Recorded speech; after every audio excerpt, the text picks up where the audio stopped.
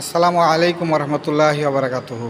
আমি যে মসজিদে অবস্থান করতেছি এটা হলো বেল্টে থেকে একটু দক্ষিণে পুরাতন কাঁচাছড়া আল আকসা জামে মসজিদ।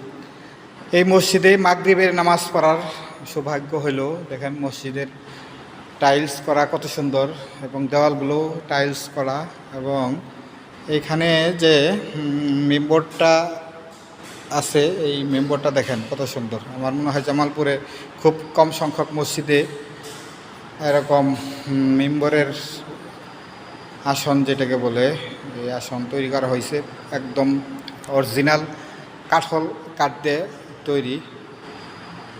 কাঠল কাঠ দিয়ে তৈরি হয়েছে। তো আমার দেখে খুব ভালো লাগলো। এরকম আসলে মেম্বর সচরাচর দেখা যায় না। এই মসজিদে আইসা আমার দেখার সৌভাগ্য হলো।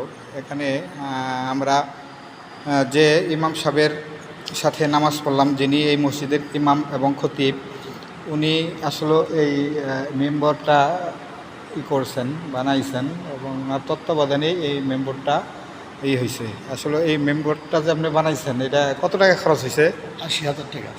হ্যাঁ, আপনারা নিশ্চয়ই শুনতে পারছেন এই মেম্বরটা বানাইতে ৮০,০০০ টাকা খরচ হয়েছে। এর মধ্যে দেখেন অনেক কারুকাজ। আসলে যে মিস্ত্রি বানাইছে ওই মিস্ত্রিকে আমি ধন্যবাদ দিতেছি।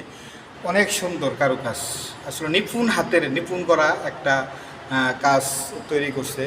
তো আপনারা উদ্বুদ্ধ হয়ে এরকম মেম্বর তৈরির জন্য আপনারাও উদ্যোগ নেন।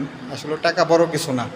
আমরা ধর্মীয় যেখানে আমাদের ইবাদতখানা, এই ইবাদতখানার পরিবেশ যদি সুন্দর হয়, মন কিন্তু এমনি উৎফুল্ল হয় এবং ইবাদতের প্রতি মন